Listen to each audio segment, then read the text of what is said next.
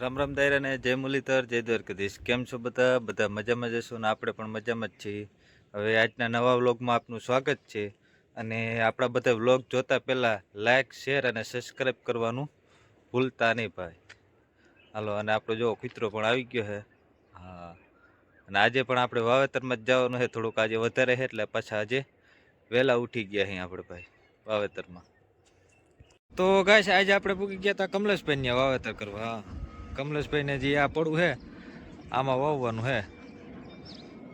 હાલો, તો કમલેશભાઈને જીરું વાવી દઈએ કે પાણીની થોડીક અસર છે કે જીરું વાવી તો સારું રહે કે. અને ઓલરેડી આ બાજુ તો એને તુવેર છે એટલે આમાં તો પીત કરવા પણ કંઈ છે જ નહીં. તો એ ક્યાં ખૂણું બાકી છે તો ખૂણામાં થોડુંક જીરું વાવી દઈએ. કા કમલેશભાઈ? પાણીની ઉપાધિ બહુ છે ને. હા, એટલે જીરું હોય કે કઈ માથાકૂટ નહીં. જડે ત્યાં સુધી પાવર પછી દે સિયારામ. તો ભાઈ જો કમલેશભાઈની આ રીતે વાવેતર થતું ક્રોસિંગ. હા, ક્રોસિંગ વાવેતરના ઘણા ફાયદા થાય. એક તો પહેલા નંબરમાં પાણી બહુ ધોળે નહીં, બીજા નંબરમાં પાણી બહુ ભરજ થાય નહીં, અને પાણી સમતલ લેવલમાં હાલે.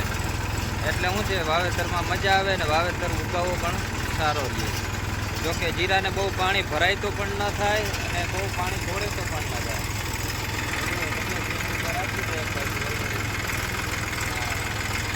પાણી એક બાજુ હાલે. તો કઈ જો આ રીતે ક્રોસિંગ જ છે વાવેતર.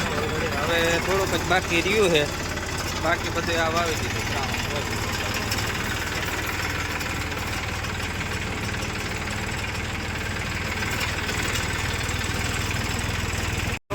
કમલેશભાઈનું પૂરું કરી અને આપણે પૂરી ગયા હતા ધારાગરના પાટીએ. બરોબર, ધારાગરના પાટીએથી આપણે જવાનું છે હજી વેરાળ. આજે વેરાળ રાજુભાઈને વાવેતર કરવાનું છે, જીરાનું વાવેતર કરવાનું છે ઓલરેડી આપણે. તો જો ધારાગરના પાટીએ પૂછાણીએ આપણે. હાલો આગળનું બતાવીએ તમને. તો ઓલરેડી ગાઈસ આપણે રાજુભાઈને પણ પૂકી ગયા વાવેતર કરવા.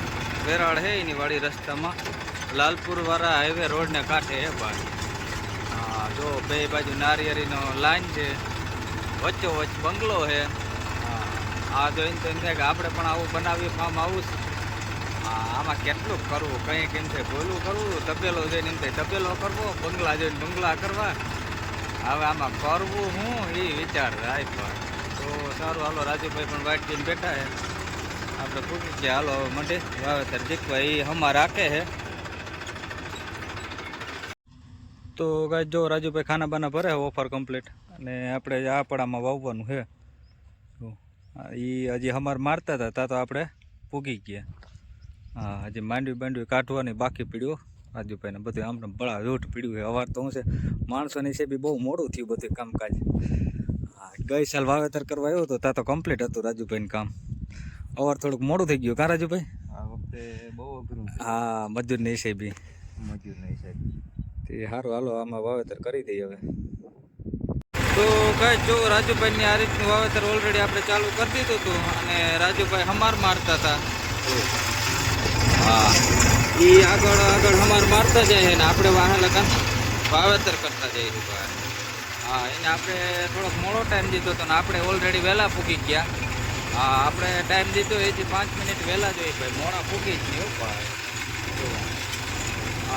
છે જ ટાઈસવાળું પડવું છે, કેમ કે આમાં થોડીક પાથરી છે રોકી. વાવેતર જોવો કેમ થાય, એક નંબર થાય.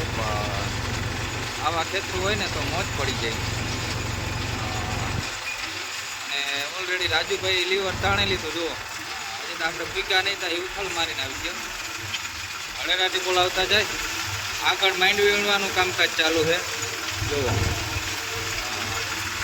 હવે ખેડૂતની ઉતામાં ડાયકી ભાઈ.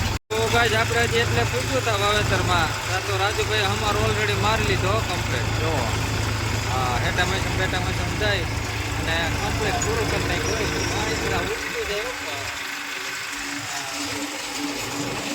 આપણે આ રીતનું વાવેતર ખાસ સાથે આપણે જીરો આગળ જ ઓફરમાં રાખીએ એટલે હું કે આપણે દેખાય કેટલું ઉતરે હું થઈ ગયું.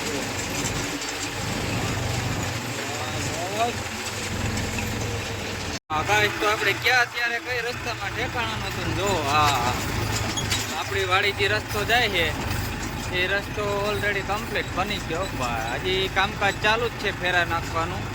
જો હા હવે સિંકા આમ હાઈવે બન્યો હો ભાઈ. આખી સિઝન વહી ગઈ પછી બન્યો પણ હવે હું કામનું ભાઈ. સારું હાલો તો બન્યો એને પુગાય ભાઈ. રસ્તાનું કામકાજ ઓલરેડી કમ્પ્લીટ પટ્ટા લાગી ગયા જો. આને એકાઈ નાખું છે ભાઈ. હજી તો ઓલરેડી ફેરા ઠેલવા જ છે. હા આનું હજી લેવલ કામ કરવું જો જો હા પાણા લેવો ભાઈ. આમાં હજી JCB નું બકેટ મારવું જો હે, બધું કરવું જો હે ને ભાઈ. બમાર મારવો જો હે. હા બધું કમ્પ્લીટ થઈ જાય પછી આ હાઈવે ઉપર રાખવાની મજા આવે છે ભાઈ. અવાર રસ્તો બન્યો એકલા છો, કાંઈ ઘટે નહીં, જોરદાર. કેમ બરોબર એને કામ હજી બતાવશું આગળ. રસ્તો કમ્પ્લીટ થઈ જશે એનો વિડીયો પણ તમને નાખશું યુટ્યુબમાં. તો ગાઈસ આપણે આવી ગયા હતા પાછા સોનુડિયા દિનેશભાઈ. આજે ચણા વાવવાના હતા કાબુલી. તેથી જો રમણીક બાપા રાઈતી આપણે આખી રાત બેઠા હતા પછી રાઈતી પછી થાકી ગયા હતા. જો આમાં પારા બાંધ્યા હતા અમે રાતના 3 વાગ્યા હતા. પછી રમણીક બાપા કે આપણે તો થાકી ગયા. જો પલારી લીધું કમ્પ્લીટ થઈ ગયું પડું. અને આજ વાવવાના હે પાછા કાબુલી ચણા. આજ તો દીનો વારો રાખ્યો એટલે હું છે થાકોડો ના લાગે ને કા રમણીક બાપા.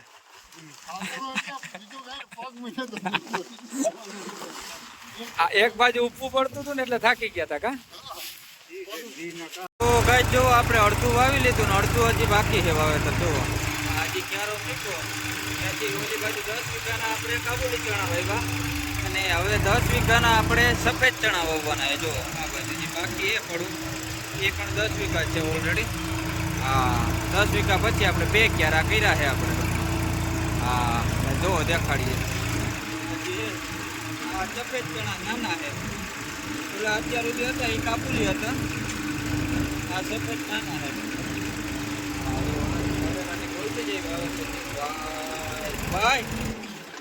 તો ગાય જો એટલું વાવેતર કરી લીધું. ઓલરેડી થોડુંક બાકી રહ્યું છે. હા 4 વીઘા જવું 4-5 વીઘા થાય કદાચ હવે. અને સાંજે પડી ગઈ છે પણ અધૂરું મૂકવાનું થતું નથી. રાઈતી પૂરું કરી દેવાનું છે ભાઈ આપણે. હા જો આ રીતે વાવેતર અડેડાટી બોલતી ગઈ. લોકો કરે છે ખાતર સલ્ફરના પાડા મિક્સ કરી.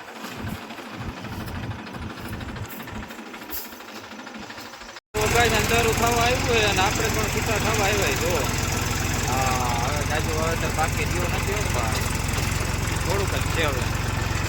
જો હા હવે રાતે પહોંચી જઈશું.